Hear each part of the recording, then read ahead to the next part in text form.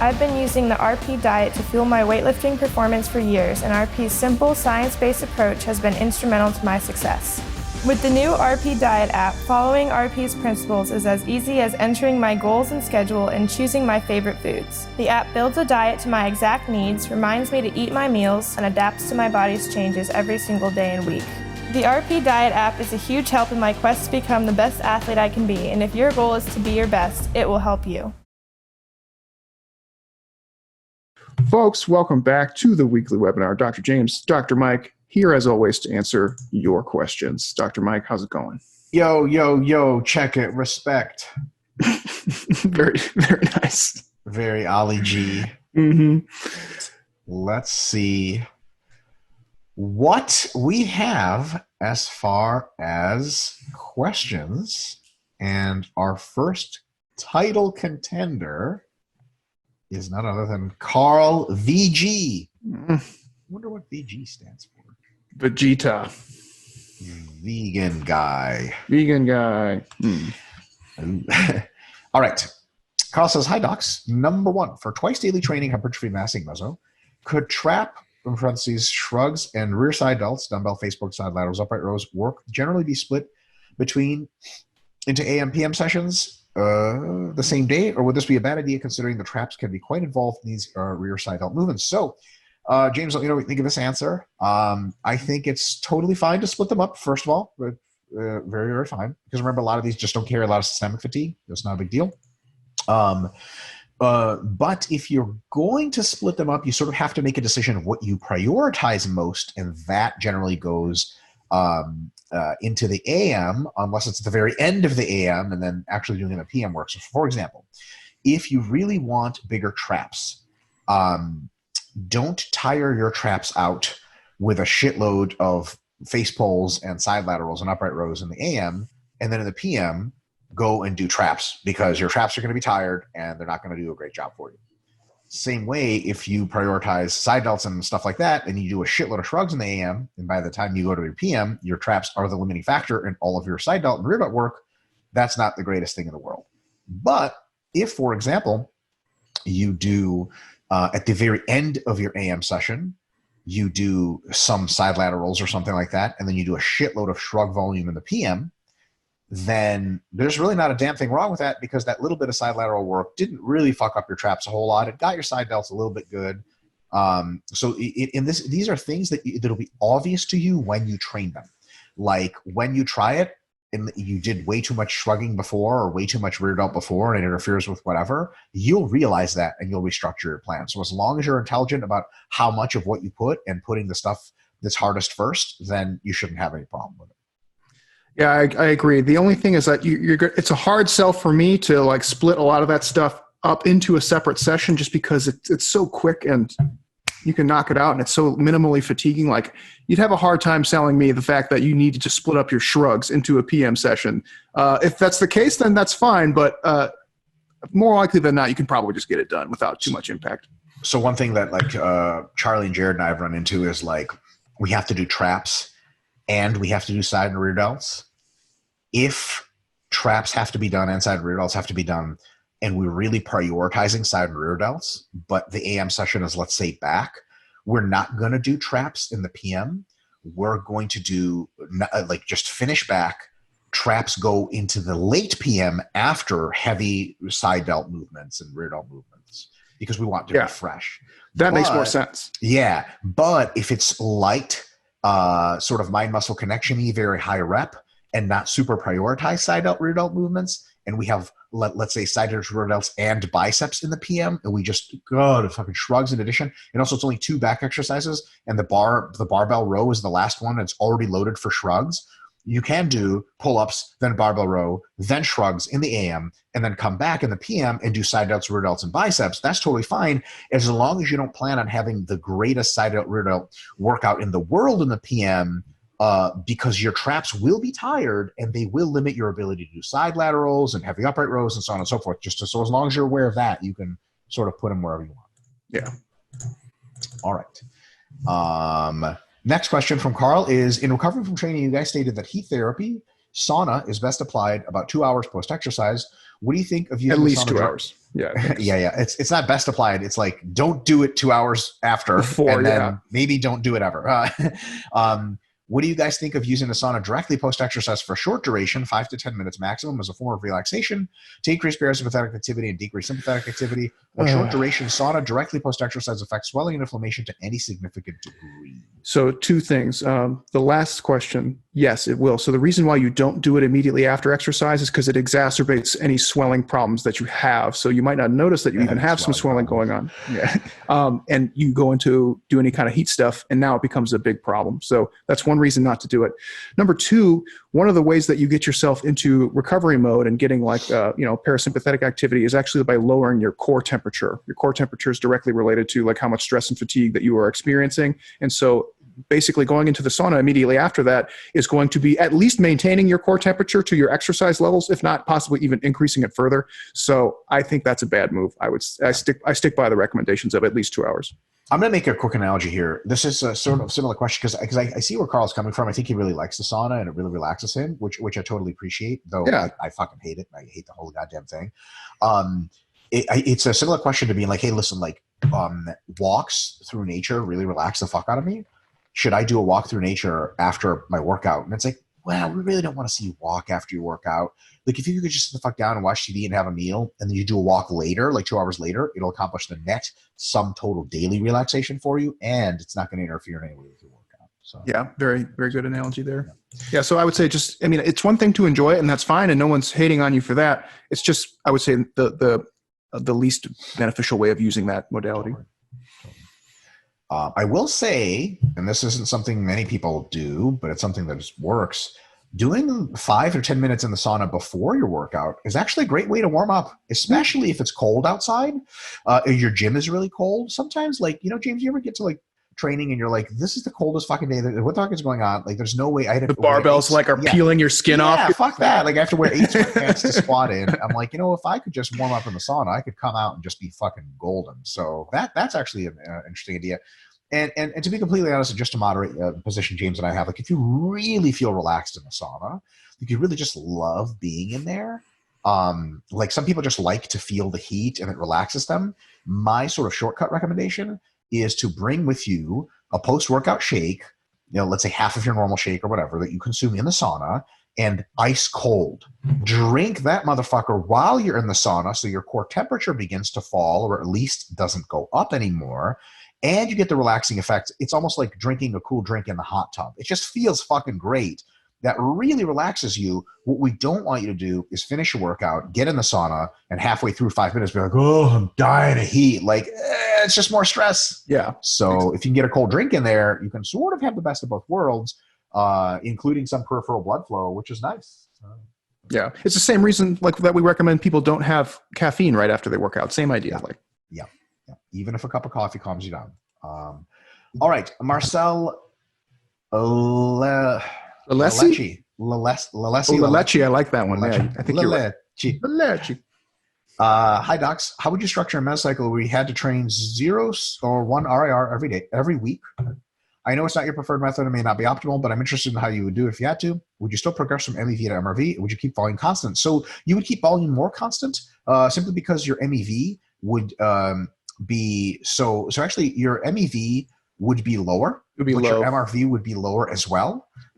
Most of the time when we do this, it's because we're trying to save time and then we keep volume more constant. But I guess technically speaking, your volume would still progress. It would just start lower and end lower. Yep. And also don't expect your progression to last as long because you're accumulating more fatigue per unit time than normal.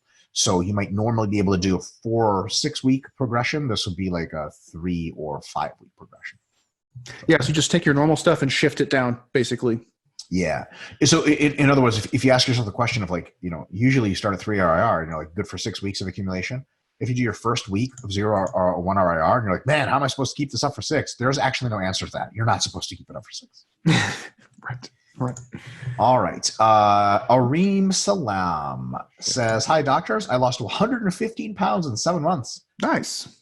I didn't have a set caloric intake. I sort of ate based on hunger, mostly chicken, fruit, legumes, and such. What you would call clean, not by choice, but that's what I defaulted towards. Well, I suppose it is by choice.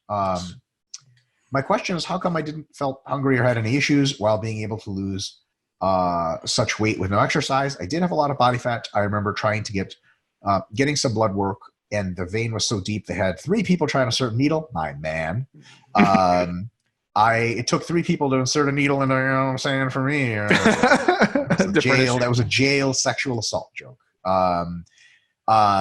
And then he says, I reverse dieted from what I think was 800 to 1,000 calories back to 2,200 in 3 months. Again, I lost some weight in that process as well, because that's officially not a reverse diet yet. It's just an easier and easier still diet. I was young, 17 years old, 5'8", currently more than a year after. I'm 165 pounds with 12% body fat, maintaining the weight loss was so easy. So there's a couple things to say about that. Interestingly enough, people who start out very over fat and are put on very highly restricted calories typically do not experience high levels of hunger. Hunger is modulated on essentially 2 things, very largely, how long you have been dieting and how lean you are. If you're really lean and you've been dieting for 16 weeks, a la Eric Helms from Contest Prep, you are going to be hungry as shit. But if you're not lean yet, you don't get super hungry. And if you haven't been dieting for a long time, you don't get super hungry. And when you start out being 150 pounds over fat, it can take a really long time for you to get hungry, which is actually sort of really funny. The vast majority of people in this world that are very, very over fat and diet, you will get a hunger response in the first couple of weeks, but it often attenuates almost completely. And then you're just like, eh. The vast majority of people fail diets simply because of the feeling of restriction, the feeling of food boredom, and more specifically, the lack of hedonic pleasure coming from food that they're used to having. Food is usually really fun for people that are very over fat. That's how they got over fat, is using food for pleasure. And it's not that they're very displeased, they're not super hungry, it's that the pleasure they normally used to have around food isn't coming in anymore. And they go, man, fuck this. I want to be happy. I'm going to eat 10 slices of pizza. But if they actually stick to diets, they usually don't get very hungry at all until they get very lean, and then self-solving problem. Yeah, and to a lesser degree, you were also eating like good FPRH food options. So you were eating things that just generally make you feel full, and that's why clean food's good for dieting. Yep, I don't imagine you gain that weight on a clean diet. So, clean eating is in the whatever general sense, low food palatability work type dieting. Gee whiz, is that like a good way to not gain weight and an easy way to lose weight in most cases? Oh yeah. You eat the basic foods that are not overly flavored super well. There's only so much of that shit you can eat until you're like, yeah, especially like fruits and vegetables. It's like you just physically can't eat that much of it. You just get full. Nah. All right. Lucas Carvalho. Hi, Dr. James, Dr. Mike. To avoid potential confusion, I'll start the questions with a TLDR, then try to explain the reason behind the questions. My man. Okay. Is peaking/tapering for a powerlifter that doesn't compete A, needed, or even B, potentially worse than not doing it? Sorry, being a dick. Be a dick first. We'll see if we can head this off at the pass. I think he's already alluding to this, but like, right. So you can't claim, and I mean this with respect, and I'm not trying to be a dickhead, but like, you're not a powerlifter if you don't step on stage and compete in powerlifting, right? Just like I have a punching bag in my garage, I don't call myself a boxer, same idea, right? So that actually answers the question entirely without even getting into it. So if you don't compete, there's no need to do any tapering outside of ego stroking, right? Let's see what he says. I think you answered it, though. If a lifter wants to get as strong as possible with the P3, but either has no desire to compete ever and knows that he won't be competing for at least a couple of years, should he not peak and taper altogether? Yes, I don't think so. Just jump from hypertrophy phases into strength phase into hypertrophy phase again? Yes, but with some active recovery there, because the peaking and taper, the taper part of the peaking and taper actually accomplishes a lot of fatigue reduction that you need every now and again. If I understand peaking tapers correctly, when you taper, you're trading off time that you could be actually getting stronger, such bigger to maximally express previously acquired strength for a couple of days. Absolutely correct.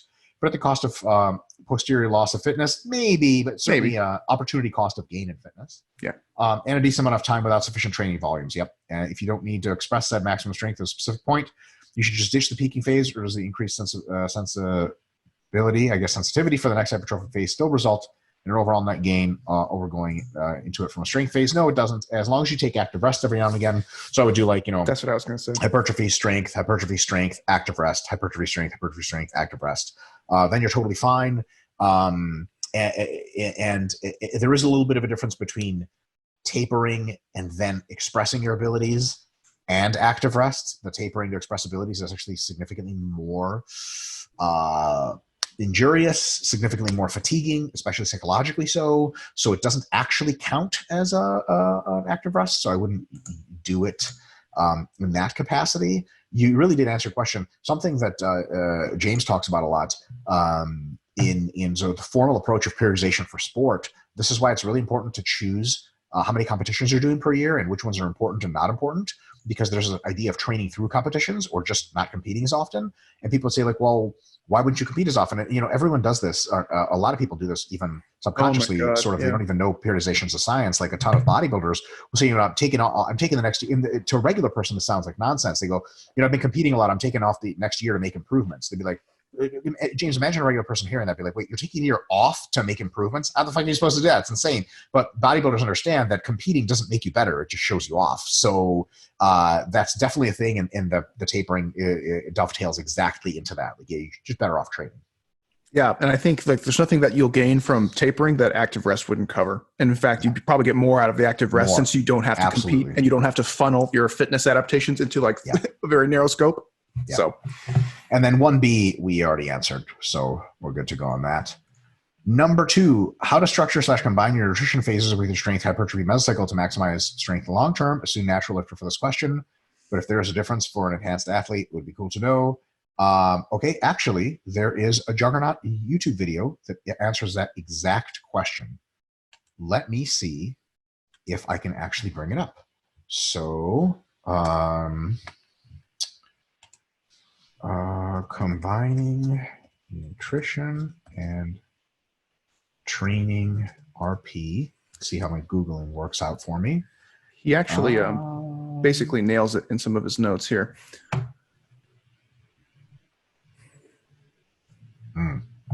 What does he say?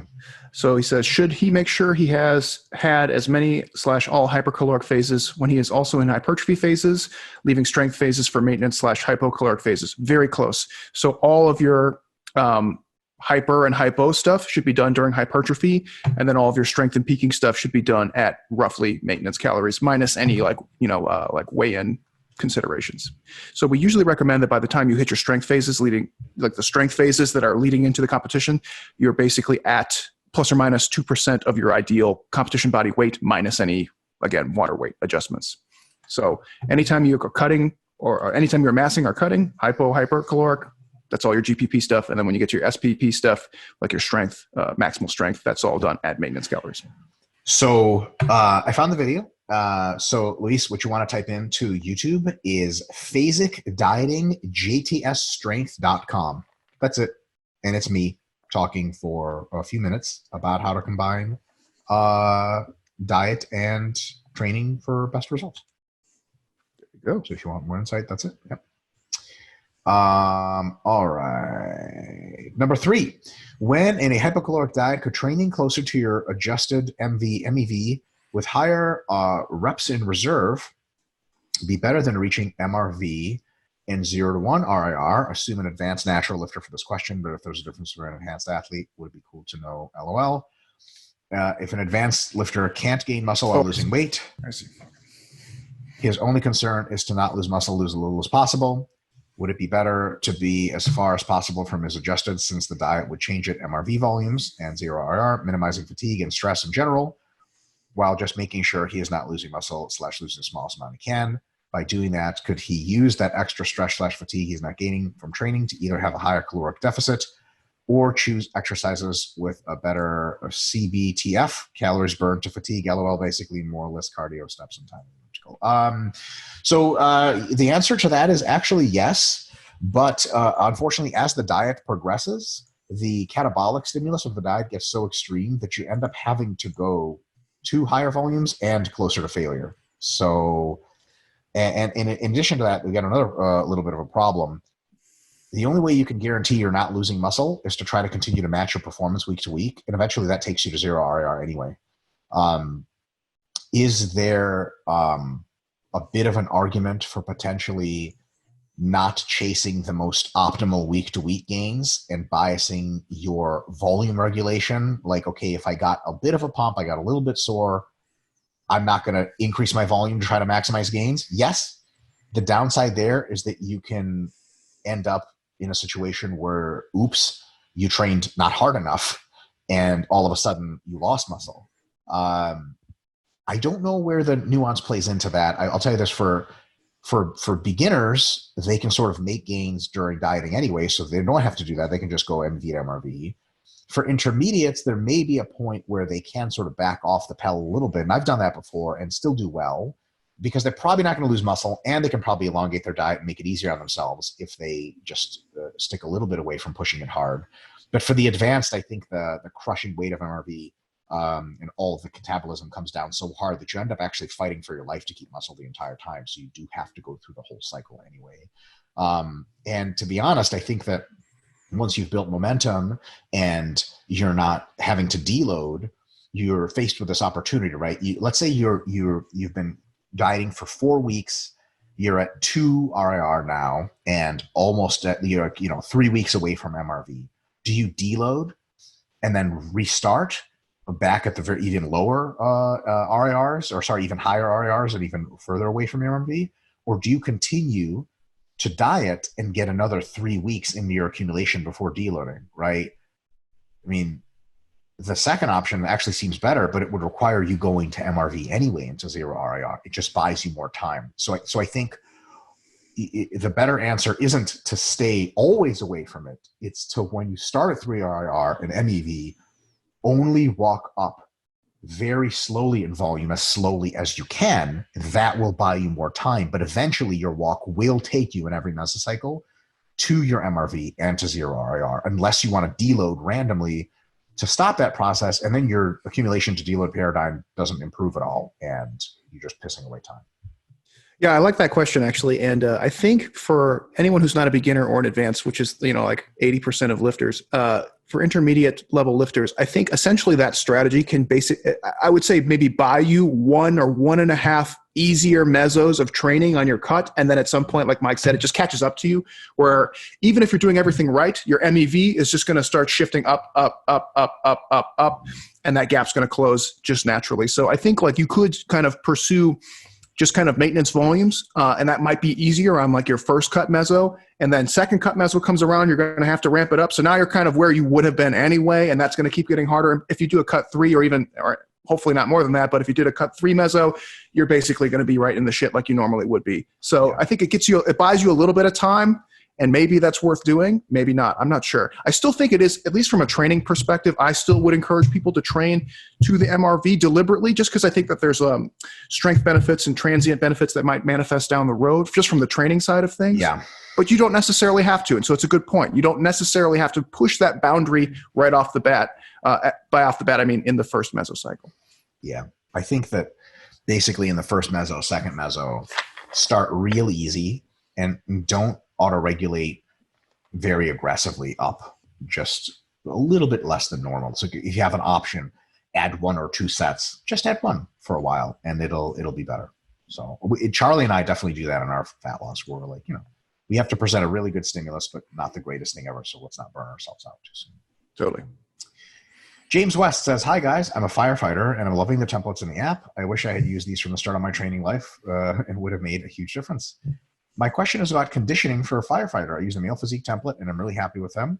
How would you recommend I program conditioning that would be appropriate for a firefighter, which mostly involves some short bursts of power/strength and the occasional long duration incident?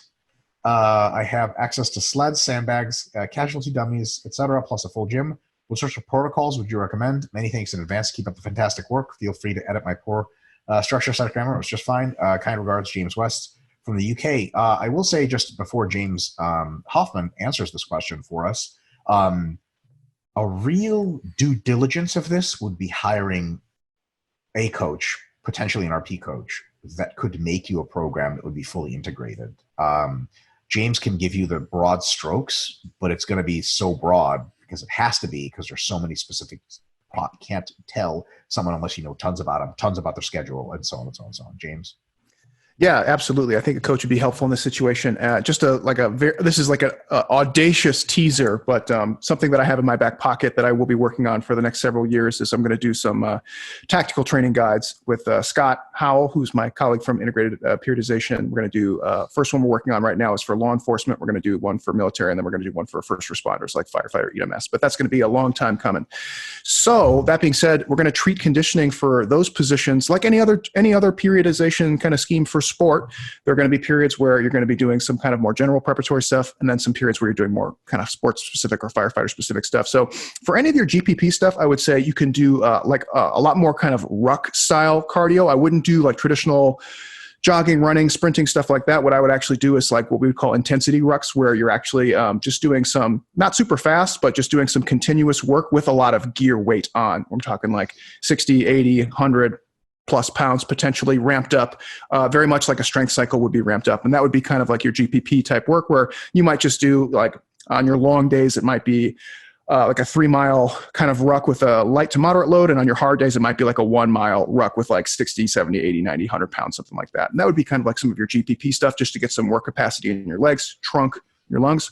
And then as you move into like your more firefighter specific stuff, and you kind of make your specific preparatory transition, I would focus mostly on interval training, like high intensity interval training, because most of the stuff you're going to do is going to be kind of burst, react type stuff.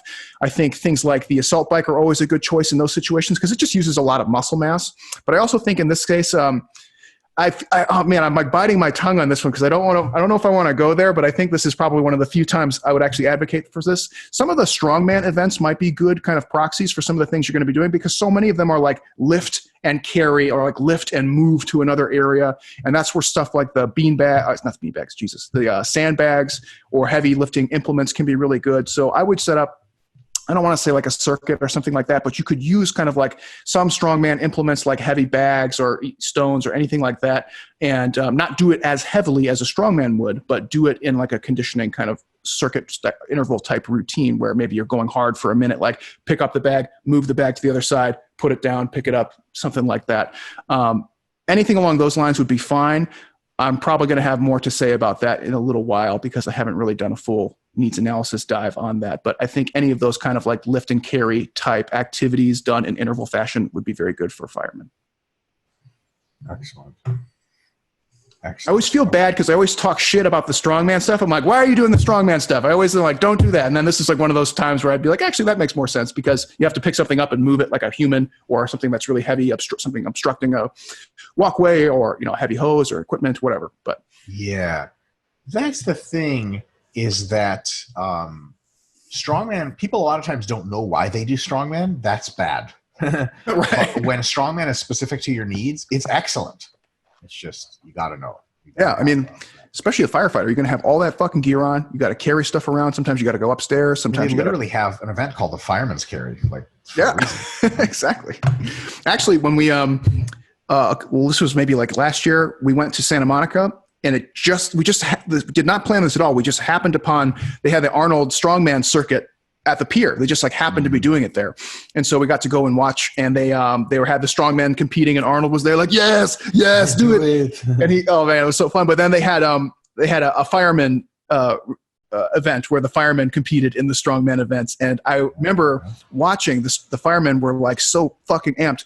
And you had these just like regular guys doing the events, and Arnold was like right in their face. And he would just, as they're carrying sandbags and shit, like doing, you know, the walk, and Arnold's like right in their face, like, yes, you're a fireman, do it, lift it. Ah!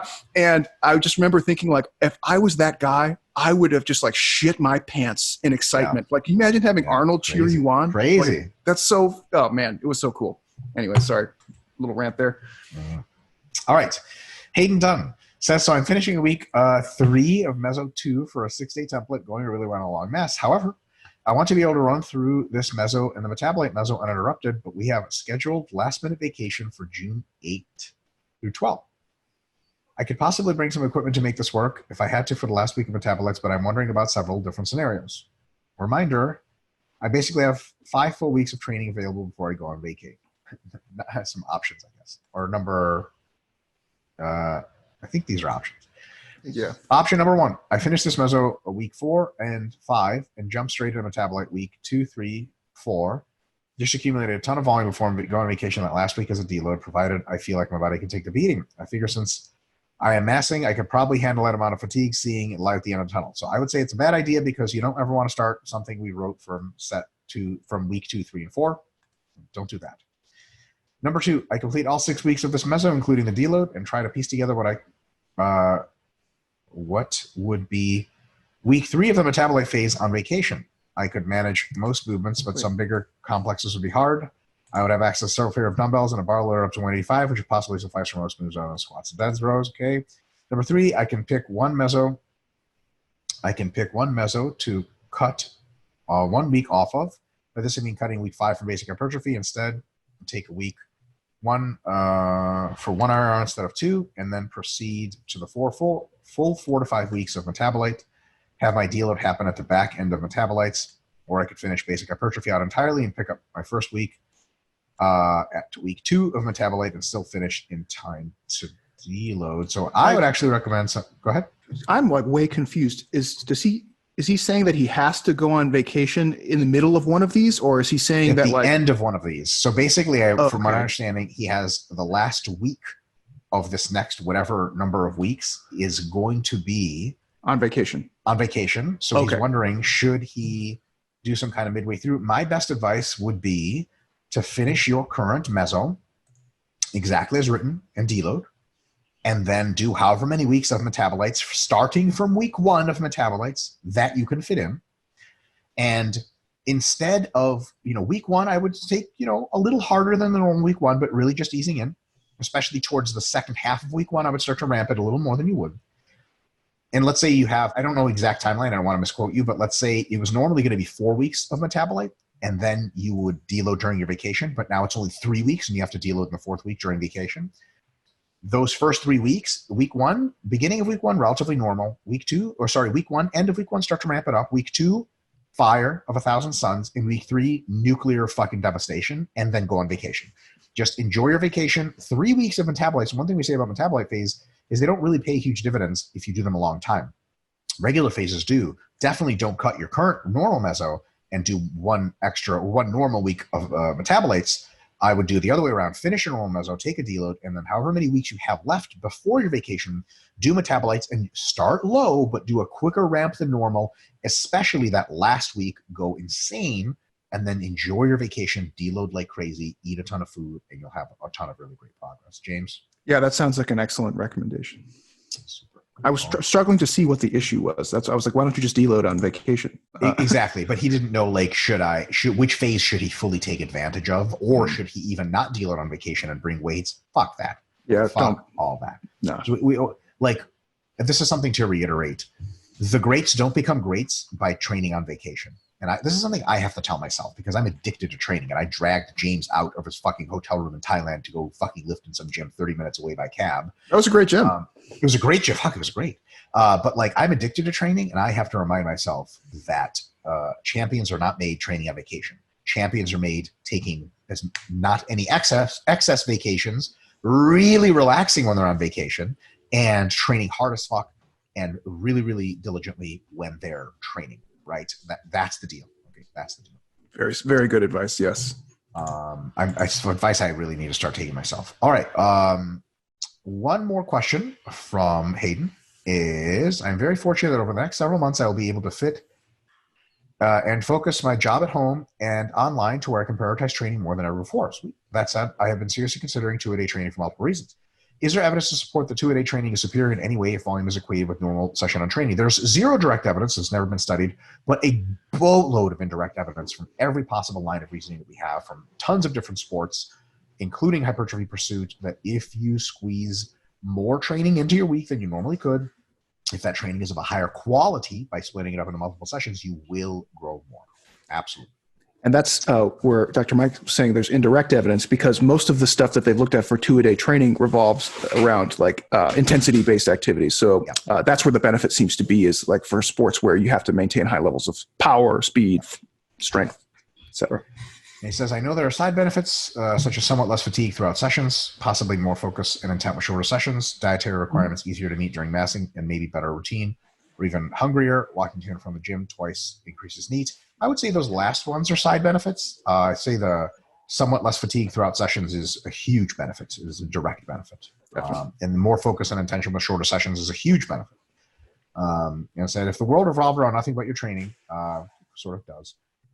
No content creation or research or daily to-do lists. Well, training is on those. What would be your all's preference? Once or twice a day, and why? So my current best training program that I've ever tried, the best balance, this is not something I always do because I do periodize my training with higher and low frequency. For me, 9 sessions a week works incredibly well, and it does work super well for myself and Charlie.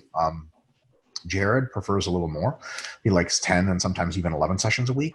But for Charlie and I, that means 6 days of training per week. And 3 of those are 2-a-days, 3 of those are 1-a-days. And it really is a great balance between a fuckload of amazing training. And like if we did much more, and we've gone up to 12 sessions a week, it is just unsustainable. And for many, it's not even psychological. It's like to some extent psychologically unsustainable. Not like I don't want to train, but like I physically can't become aroused this often. Like it's really brutal. Burnout, yeah. 2 hard workouts back to back, and then the next day you're going into your next workout, and you're like, I feel like I haven't taken a breath in I don't even know how long. So it's definitely a thing.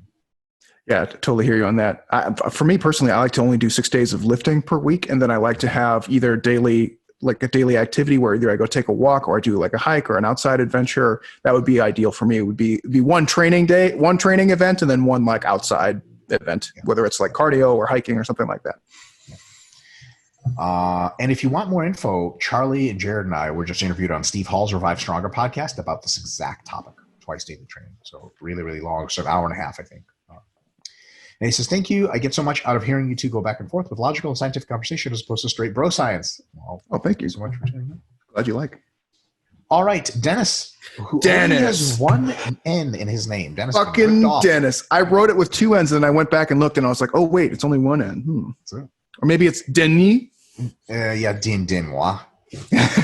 There's a Russian. The Russian version is Denis, and that requires maybe that is. Yeah. Actually, speaking of which, I just got a random thought. James, have you ever seen the movie Battle for Los Angeles? Battle of Los Angeles. Oh my God, I've seen like parts of it. I never watched it all the way through. It was lame. I loved the movie. Did you? The first time I saw it, and I just saw it a second time with Crystal, who my wife, who I made her watch, and she was getting ready to hate it, and she actually liked it. So yeah, it's a cool concept.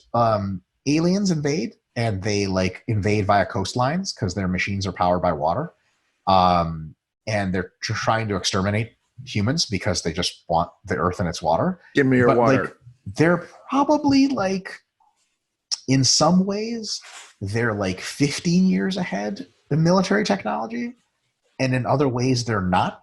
So it's like a very even fight. It's just very unusual to see.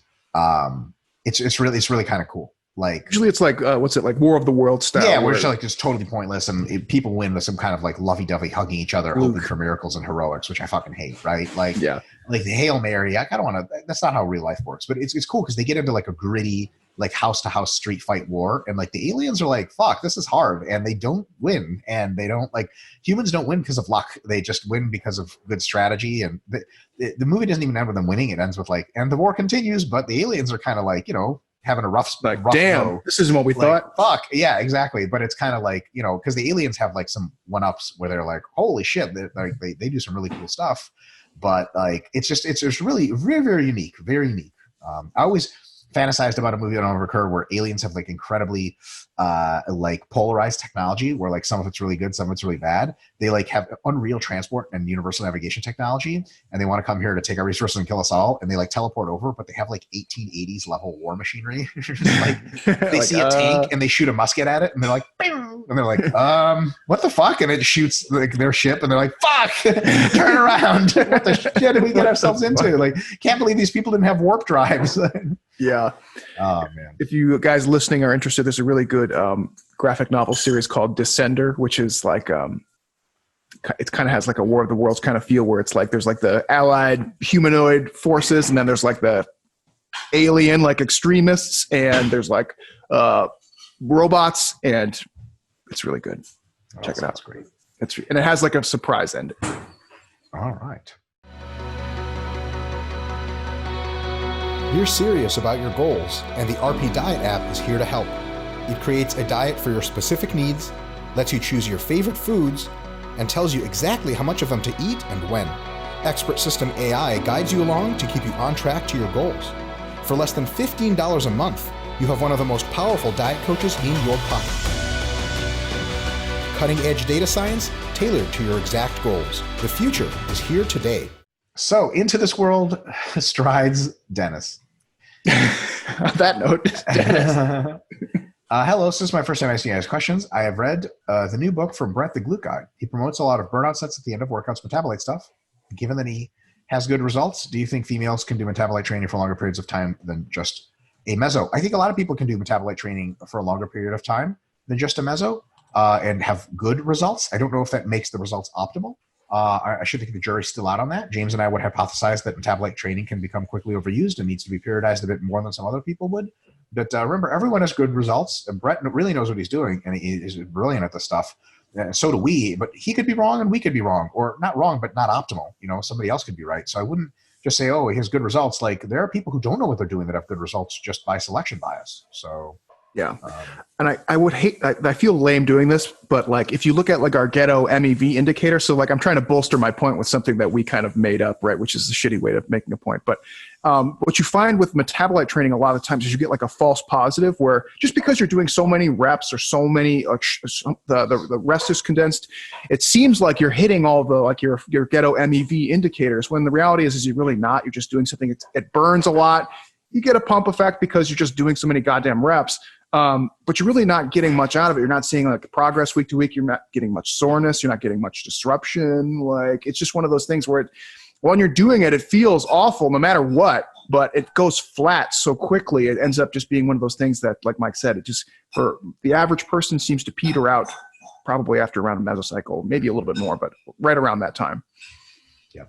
And it's subject to that false positive is my point, is where it's like, it feels like it's still doing something, but then when you actually are looking at the numbers and it's like, it's really not. Yeah. Yeah. Very good point. And then he says,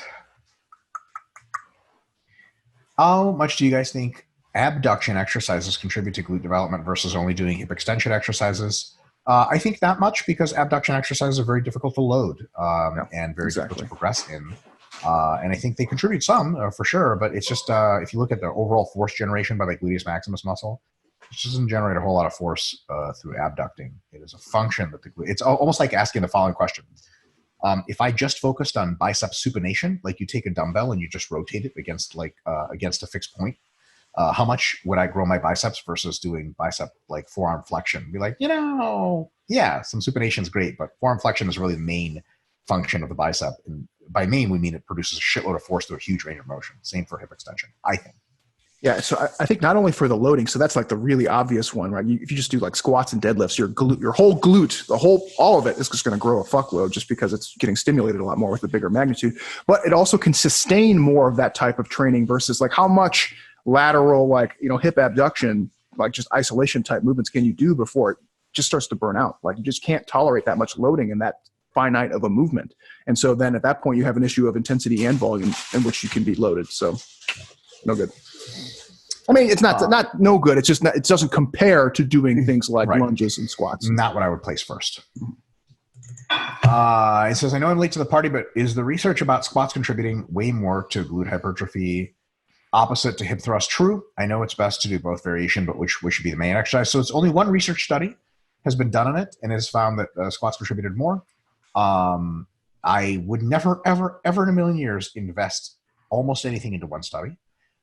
So I would say I'm neutral on that. I think a lot of people have grown great glutes from squatting, but I think if you turn your squats into sumo squats and widen the stance, I think if you turn those into wide stance deficit sumo deadlifts, and I think if you pepper in lunges and hip thrusts, it's going to be better glute hypertrophy than just squatting normally. So I wouldn't expect squats to be this magical glute growing thing that somehow beats even more specific glute exercises. So I think you doing a lot of all of them, but peppering in what works best is a good idea. Works best from a biomechanical theory perspective, but also this is where stimulus to fatigue ratio comes in. Look, if lunges fuck up your glutes like nothing else, I don't give a shit what people say about squats. They don't grow your glutes as much. Like if your glutes never get sore squatting and they get fucked up from 2 sets of lunges, Lunges grow your glutes better. If you have like unbelievable, like nasty tension for heavy reps to your glutes with sumo, deficit deadlifts, but you don't really feel your glutes at all during regular squats, the deadlifts are going to grow your glutes more. If you get a nasty glute pump doing hip thrusts and you never get your glutes remotely pumped doing squats, I wouldn't say squats are somehow better. So I would, and this is like one of those things like Jared Feather, he doesn't do hip thrusts because he doesn't really feel them. He doesn't get a pump. He doesn't get sore. He doesn't get anything. When he does lunges, and even when he does squats, and especially when he does deadlifts, he gets all the SFR indicators. So for him, that's the best way to grow glutes. And it might not be for you, but I would really look into that more specifically.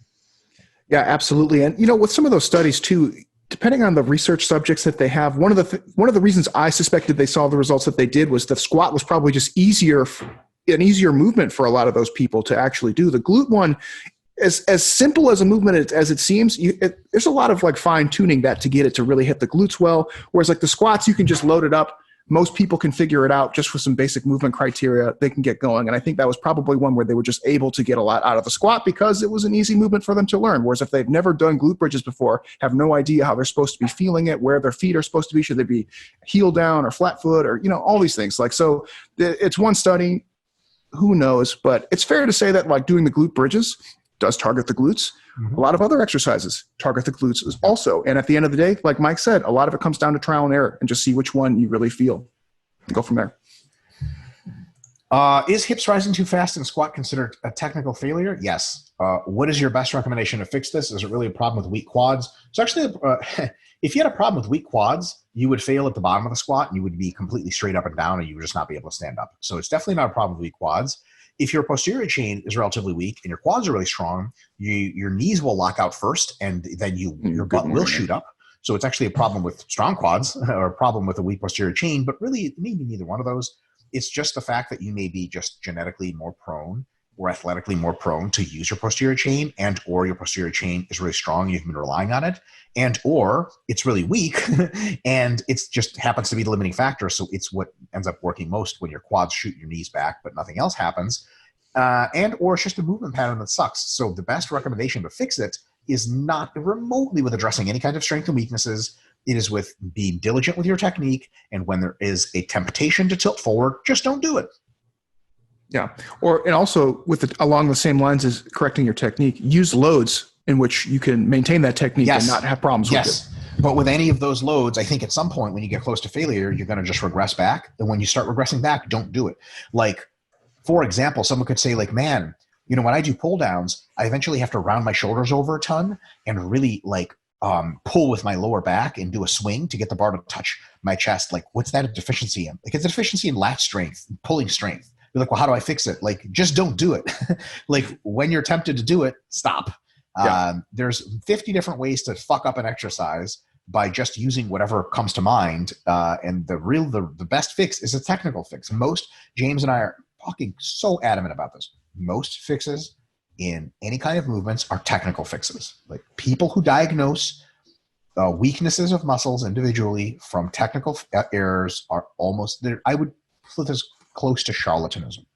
You guys want to hear some really good rants on this? Quinn actually has some really fucking good rants on this. Really good. And he's a PT. So I think that's another reason why we say like, hey, mind muscle connection and stuff is better at lighter weights and stuff too. So like the people who, I'm prejudging you and I apologize, but usually when we see this happening is when people are doing like sets of 6 and they're like, oh, my hips, my technique's all goofy. It's like, okay, we'll do sets of like 14.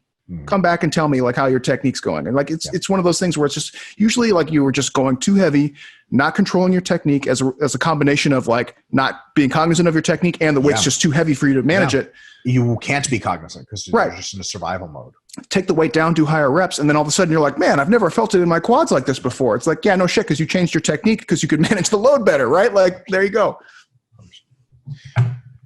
Next question. Before quarantine, I had my girl on 3 days per week whole body training. She rarely got sore, usually just in hamstrings. Her upper body was on maintenance. Her last week, she did 19 sets for glutes, 14 sets compound sets for quads, and 8 compound sets for hamstrings. Do you think she would benefit more splitting volume in 2 per week instead of 3 per week because she doesn't get sore? No. Like training the muscle 3 times per week instead of? Okay.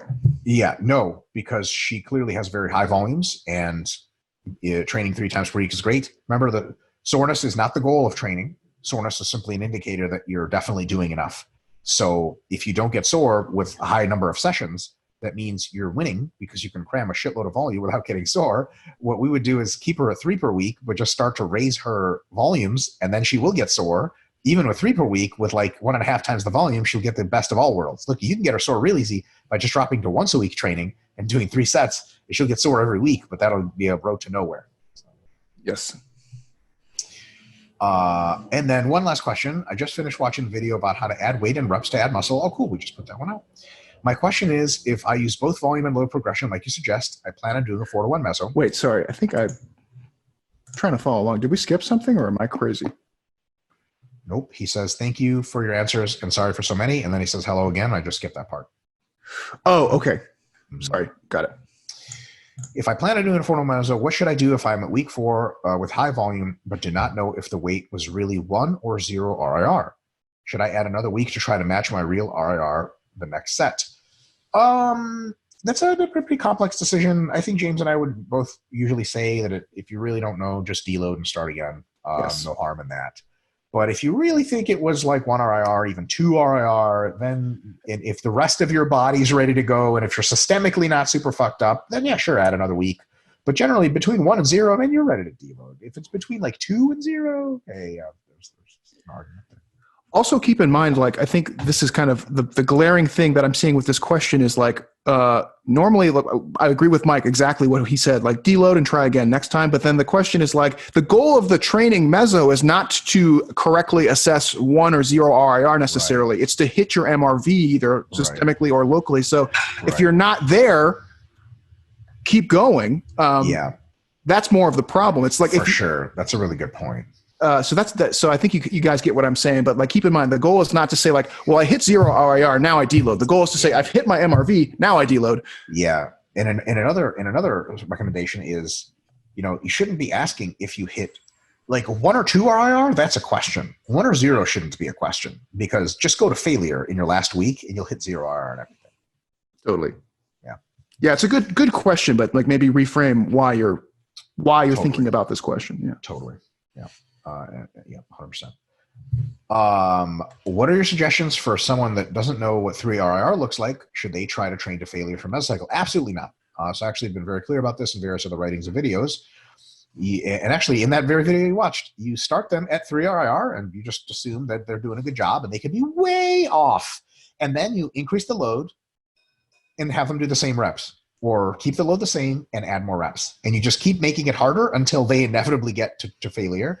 And then you see how far they made it. So for example, if they made it 3 weeks and you supposedly added a little bit of weight or reps every time, looks like they actually were at 3 RIR at the beginning. If they made it like 16 weeks, then like it looks like they were at 16 RIR, right? So so that's really the answer, right? It's very, very easy to tell how much RIR you really were at based on how much more give do you have. And if you can keep progressing, like either you were really at 3 RIR and you just adapted like crazy, which is possible. That's what I was going to say. Either 16 RIR or the best progression rate ever seen. Yeah, so either you find out the truth about how big of a wuss you were being, or you get strong for a very long time. So either way you win. And that's why, like, I'm really not a big fan of people say like, oh, beginners don't know what their 3 RIR really is. They also don't need to train. So here's the thing. Also doesn't matter. Yeah, like it doesn't matter. So when people say like, well, they need to train to 3 RIR, real 3 RIR, because that's where all the studies are. Yeah, but all the studies are on beginners, you dumb motherfuckers. So they say, okay, beginners don't know so beginners' real 3 RIR is 6 RIR. Like, sweet. So you can change all the studies ever published on beginners that show 3 RIR works really well, just as well as failure, and just replace that with 6, because those were beginners too. So also they're beginners. What you worried about? Them deconditioning? Right. Like, what's going on? Like beginners look at weights and grow. And the cool thing is about this video, about the progression that we described there is, look, wherever you start, it doesn't really matter as long as it was remotely challenging. Just keep increasing load or reps from there. Inevitably, you will either become the strongest thing that's ever lived and limitless, or you'll reach failure, and then you'll know. Very good. Yes. That's why, James, like part of the video what it addressed was the taking a blank slate RIR approach to every week. Like the video is based on the system we use, and we discussed a couple weeks ago, the match or beat system. And it basically is like, James and I are not fans of taking a raw RIR approach every week. Like, oh, okay, RIR 2. Last week I got 12 reps. This week I guess 10 because I don't feel that great. Like, nah, motherfucker, nah. You're going to get 12 this week at least. And if you can't, looks like it's time for a deload. But you know what I'm saying? Like, otherwise you can trick yourself into thinking that's how you get like the, the whole anti-evidence-based, like just train to failure movement. RIR is bullshit. Like that's how you succumb to that, is because that's how you think. You say to yourself 2 RIR, but it's really 4 or 6 depending on your mood. Like if you set a nice baseline at 3 RIR when you do week 1, it's match or beat every single week thereafter. And if you can't do it, too much fatigue, then that's it. Yeah, I totally agree, but I still reserve a little sliver in there to have a little bit of a blank slate just for fatigue management purposes, where it's like for advanced people, absolutely. Yeah, but I think the match or beat is the way to go for sure. You should have that goal in mind when you start that set. Yeah. Yes. All right, TJ Jankowski says, "What's up, gents? I know you get a bunch of BS for it, but aren't you extremely proud of your MRV concept? Last week you said you used it to simplify and describe process of death, how MRV becomes lower, the MV as you slowly spiral away to dust. Just delightful, ha ha ha." Yeah, I'm very proud of it, especially as it's applied to death. I don't want to do too much ego stroking here, but I am proud of it. And what makes me feel proud is when other people in the industry use the terms and just freely, where they're just like, so anyways, MRV. And every time I see somebody else write that, I'm like, it gives me a little chuckle. Yeah, it's pretty cool. Makes me feel good. It's definitely cool. All right. Number 1. Dr. Mike Harnoy are your Dutch neighbors. Just kidding. I know you're too polite to really tell us how you feel about Menno. Everyone knows I hate Menno. This is public knowledge. Is he still there? Yep. Cool. Nowhere fast.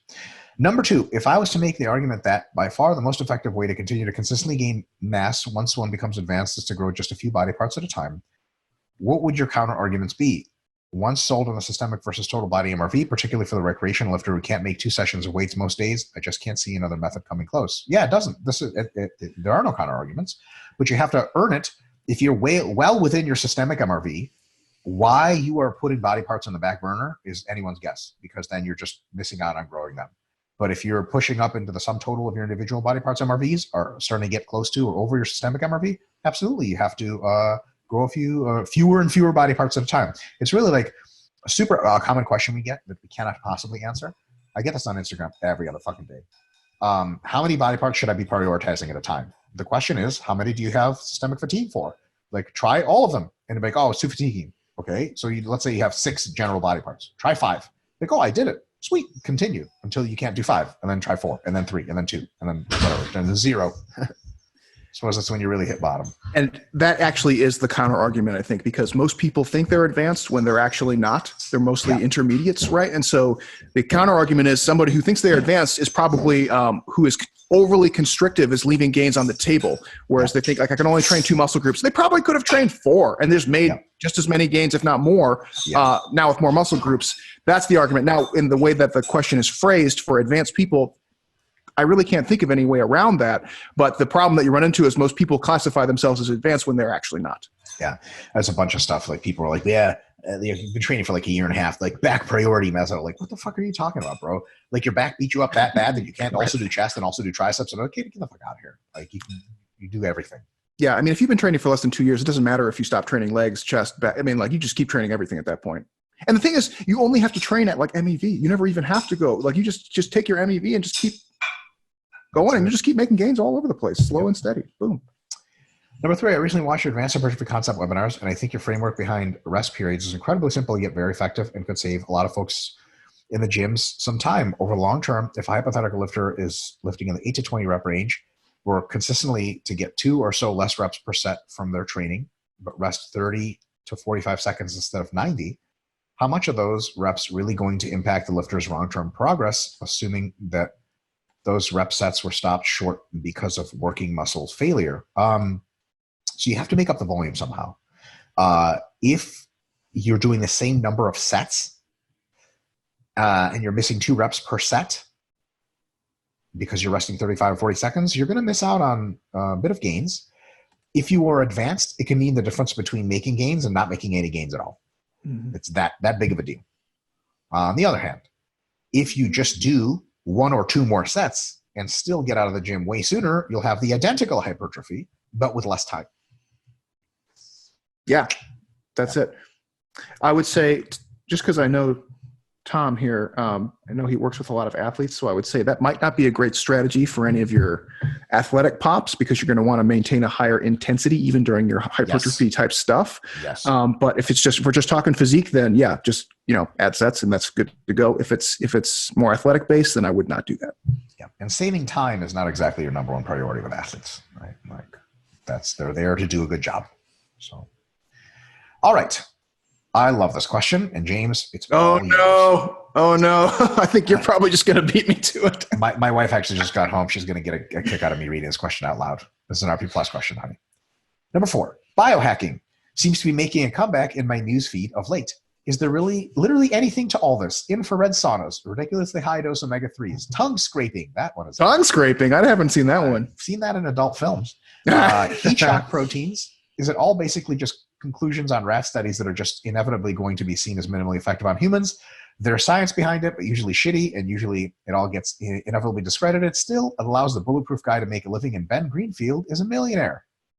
Well, James, what's your verdict on biohacking? There is no such thing as biohacking. I mean, so there's a fine line to what you call biohacking and like new innovations that are somewhat useful or do have cool, unique. So like the infrared's a good example of that, where it's like, is that biohacking or is there actually some merit to that? There actually might be some merit to that, and I think the infrared might be more applicable to like physical therapy type situations. I don't know that to be true. Don't bite my head off if I'm wrong.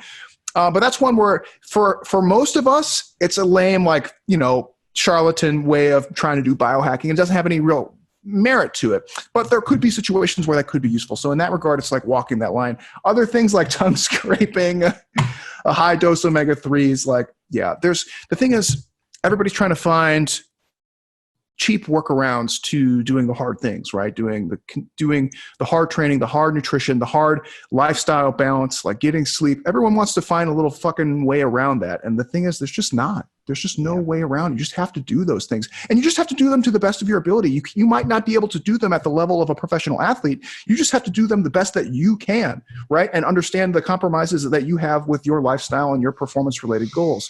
There's no pill, there's no magic drug, there's no like laser that you can shoot yourself with that's going to circumvent the need for hard training, reasonable nutrition, reasonable lifestyle, and intersecting those things with like reasonable mindset and psychology. Like there's no way around it. There's nothing that will fix those things. I'm trying to, this is something that I suppose we, now that these are bookmarked on YouTube, it's good that we could say something about this.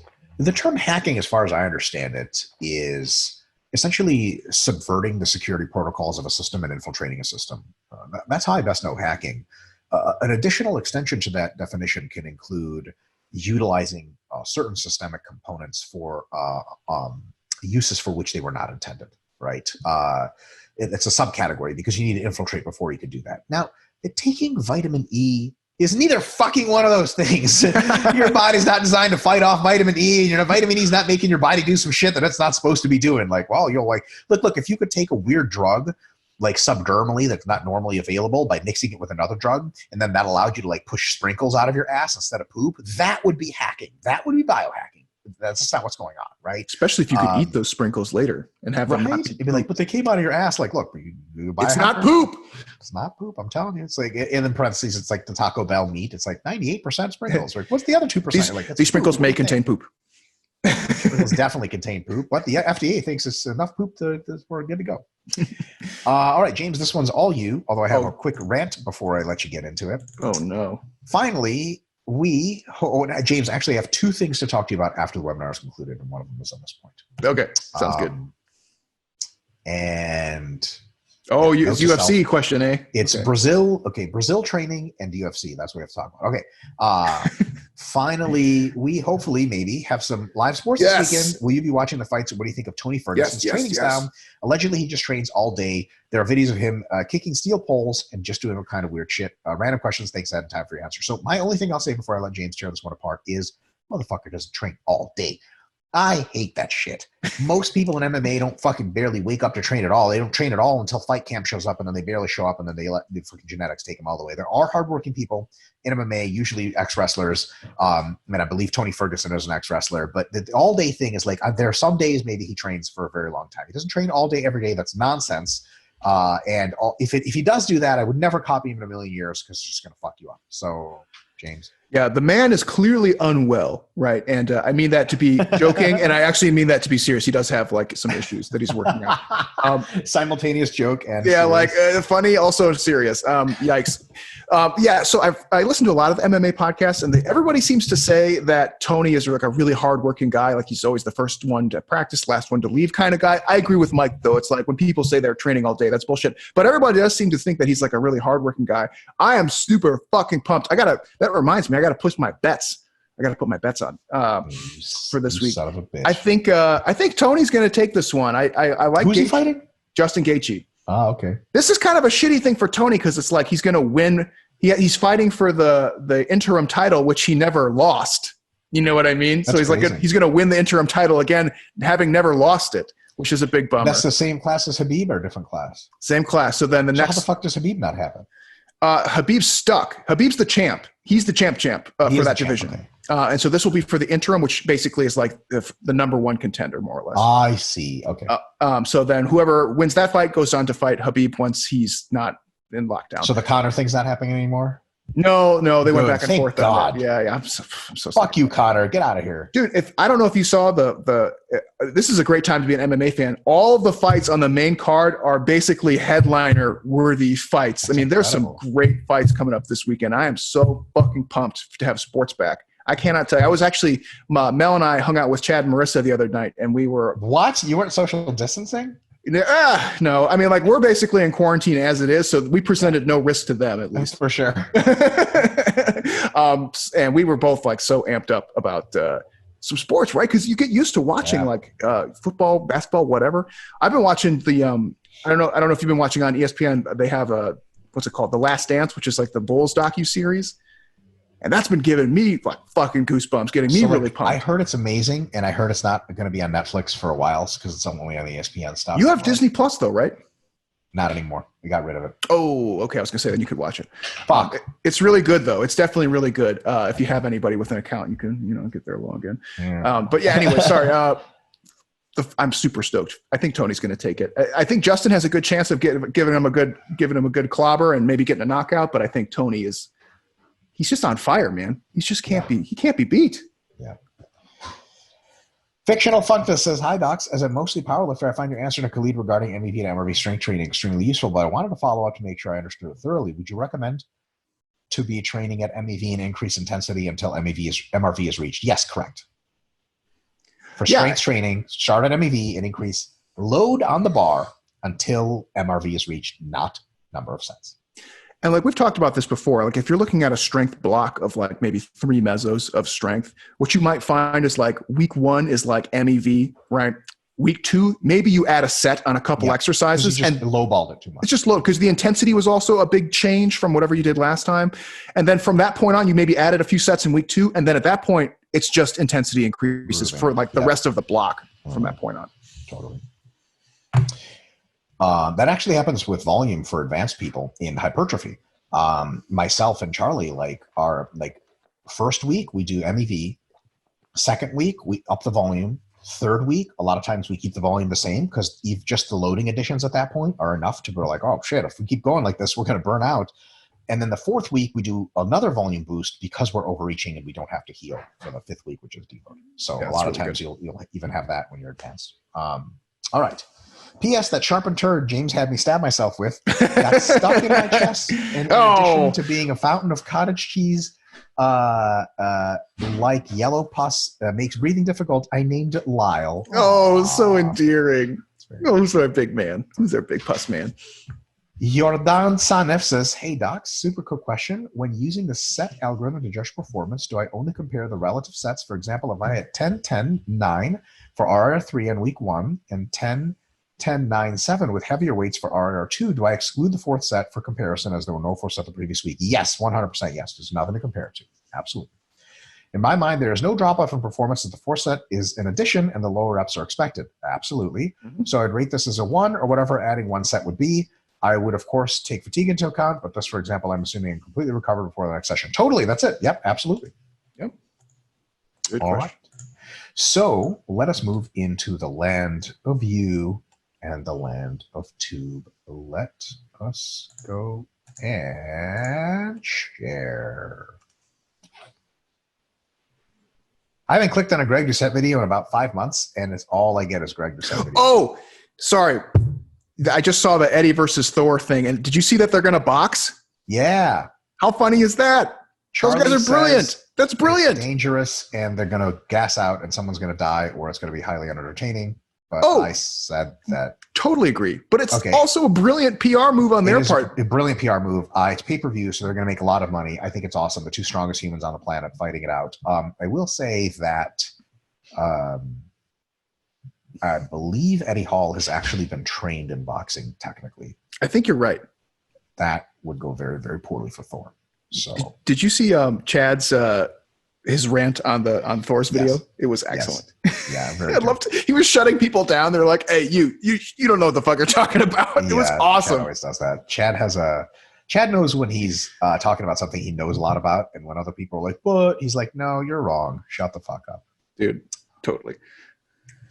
All right, let's get to some questions. Ooh, there's a bunch. Lullaby Lifter says, I have a physically demanding job that is highly fatiguing, specifically to my biceps, back, and soul. Makes sense. The worst. I struggle to organize training around this fatigue, and I would love some guidance. I have pondered 2x daily sessions, as I have 30 to 45 minutes 6 days a week to train before my babysitter realizes I'm home. But since I'm basically getting a 12-hour workday of junk volume, I'm not sure if it would have much effect. Thoughts? Thanks. P.S. James' favorite anime, manga, graphic novel. I recommend Berserk or Mr. Miracle to all up for a read. All right, so real quick, my answer to this would be, because you're getting really, really fatigued in these areas, there's just something you can't ever get back. There's no amount of rearranging that is going to eliminate that fatigue. But what I can say to you is some 2-a-day session might be good for some heavy work on biceps specifically, because back you should be prioritizing anyway and doing fresh. But if you're really fatigued already and you hit back and then you hit biceps after, and the biceps, that's just all pure junk volume. So you might want to do some 2-a-days to get some fresh bicep work. Keep the volume relatively low, keep the loading relatively high to get that like real fast twitch stuff that you just normally wouldn't get. So Yeah, I think that's a good suggestion. And you might even consider actually just taking some of those muscles down to like MV for a little while. Maybe just run like 2 mesos where you just I don't want to call it like a priority meso, but just, just train them very lightly. See if you recuperate well and kind of see how the next mesocycles go after that. Because you might find that actually just resensitizing those a little bit more frequently buys you a little bit more productive training time throughout the year, just because they're getting so much use day to day. Who knows? Favorite anime graphic novel. My favorite my favorite manga is All You Need Is Kill. Excellent. Anime is hard to pick because there's so many good ones, but right now I'd have to say My Hero Academia is excellent. Very, very good if you're into. It's like Venture Brothers. If you guys like Venture Brothers, it's like Japanese version of that. It's funny. all right. I saw another one, good one. Aha. Riley, if MEV is 12, is doing 6 sets on session 1 mean that the session wasn't able to produce growth due to being under MEV? So it depends on what kind of MEV. If your MEV per session is 12, yes, 6 sets will do nothing. If your MEV per week is 12, remember you have to specify how many sessions that's for. If your MEV is 12 per week and you do 6 sets on session 1, that means you're going to get enough of an anti-catabolic stimulus to throw you enough in anabolism to keep growth going net positive for roughly half a week. If you do anything short of 6 again in the second half of the week, you will drop below MEV, which means you will have no net growth at all. That being said, if you do 6 sets in session 1, and then in session 2 you do 6 or 7, then those combined sessions cumulatively add more and more muscle over time. But if you do 6 in one and do, let's say, 3 in the next one, you're really at maintenance volume, because the 6 does grow some muscle, but then the 3 grows no muscle, and then the muscle you grew from the first one sort of dissipates because it's not being reinforced, and so on and so forth. So, yeah, and that's why, I mean, the weekly use of the volume landmarks is handy, but you have to consider the intersectionality of volume, frequency, and intensity at that point. So then it becomes more complicated, whereas like the session would make a lot more sense if it was easy to measure, but it's not. So the weekly is just a more practical proxy for the time being. All right.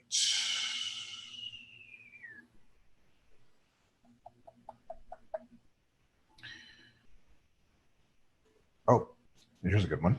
Kings in the North asks, when gyms reopen, I would assume a massive change in exercise selection mid-mesocycle would be the worst possible reaction. Absolutely.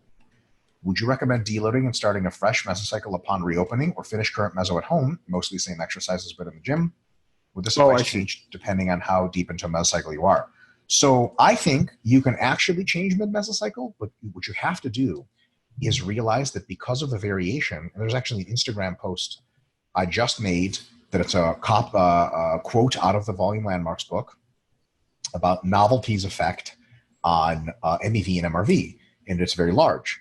Because you're going to be entering into exercises that are so much more disruptive, period, they have just lower MEVs to begin with, and because of a huge novelty increase, the general volume range is going to be shifted down a ton, which means that if you're, let's say, used to doing 10 sets of quads at home in week 2, and in week 3 you're back at the gym, do not do 12 sets at the gym of quads, because that will fuck you up on novelty and the fact that you're using the novel exercises like leg presses and actual weighted barbell squats and hack squats. They're so much better. So I would go back to what under your usual MEV.